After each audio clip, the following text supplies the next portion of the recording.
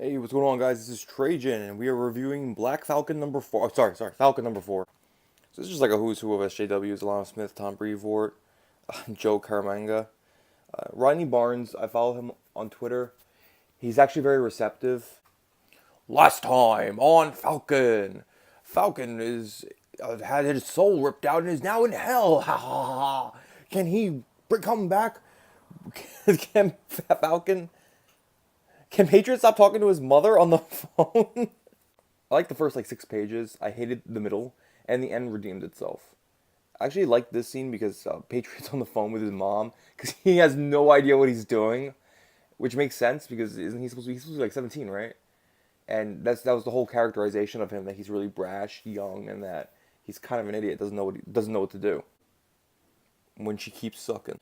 So he ends up in hell. He ends up meeting with the two-gun kid.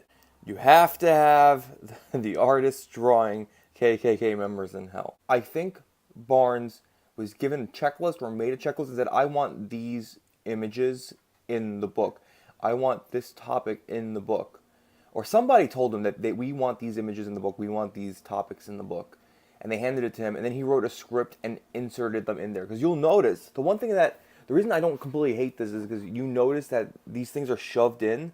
But it literally looks like they were shoved in, like last minute. As if to say, oh, fuck, alright, I wrote my story. My story's pretty good. Now I have to put this stuff in for the powers that be. And he just shoved them in. Obviously, the other theory is that he shoved them in himself because that's what he wanted. We'll see. I don't know.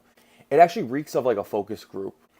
We get Mephisto. This is actually a cool page. Falcon, you're in hell. I don't know why you're in hell, but you must deserve to be in hell because you're here. So we're gonna have fun with you while you're here. So I need to make a reaction out of this. So I read the solicits for Falcon 7, and it involves vampires, and my boy shows up. So now I'm wondering if Blade doesn't show up in the next arc. So we get a nice action sequence here. And Yaquin, the old Falcon, showed up. You gotta see when he takes his mask off. It's the funniest thing of all time. When the drugs hit you. This is one of the big things that I hated in the book because it didn't make sense compared to the last like 5 pages. So Dr. Voodoo's talking to him. Sam Wilson's adult life has been defined by 2 personas, the Falcon and Captain America. Both were either influenced or led by Steve Rogers. Cognitive dissonance. It is quite possible that in his quest to support or follow another man's ideals, Sam lost his own identity. People, entire cultures for that matter, can lose themselves trying to assimilate rather than staying true to who they are. These people see the world not as it is, but how they are told it should be. A guilt and shame-filled codependence shades one's soul when they lose the person they allow to define them. Basically, this is like a colonialist argument. The fact that he has defined himself by Steve Rogers, and now that Steve Rogers is gone, he doesn't know who he is anymore. I don't read it that way, and I think the context clues don't lead to you reading it that way. The context clues lead to you reading that he's trying to be somebody that he's not. It's a very simple story.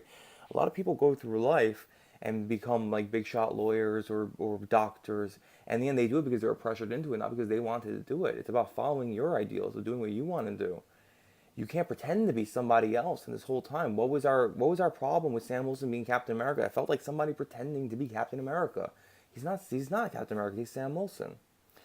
Anyway, I felt like this was just thrown in there because they needed to do an anti-colonialist, anti-assimilation thing. Whatever. So he's tied to a tree. Obviously, the symbolism is Jesus Christ. He starts getting visions from his nephew, who died of AIDS, and he never visited him or something. Then Captain America shows up, and it's the 2 versions of him, one evil, one good. And the one that's good keeps saying, hey, don't you remember, I'm the good one? Don't forget, I'm the good one.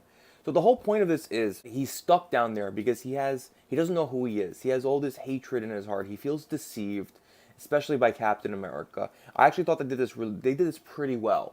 They sowed the seeds early on where he kept bringing up the fact that, Captain America betrayed us. So I actually really did enjoy this. This panel made me cringe as fuck.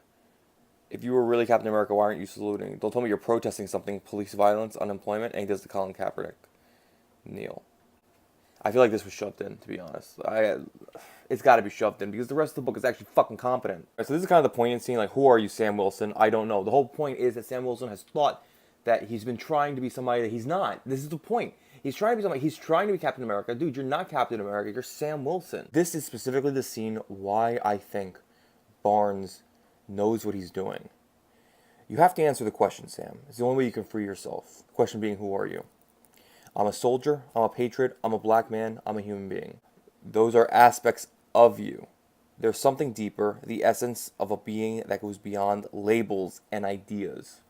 Again, I ask you, who are you? Perfect. Perfect. This is the point. This is the point of everything. We are not what we're labeled. This is such a great scene. When I saw this, across from this page, I couldn't believe it. So I have a feeling this was just shoved in. I am Sam Wilson. I've been a leader, but I've also followed the way of others because I wanted to be part of something bigger than myself. Sometimes I was on the right side of justice, sometimes I wasn't. This is, this is great. This is amazing.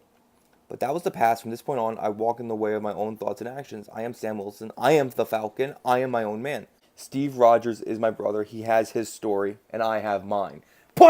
Ooh! I want to frame these 2 pages. He apologizes to his nephew. He apologizes to his father. Hellstrom talks to Mephisto and basically distracts him so that Sam Wilson can escape.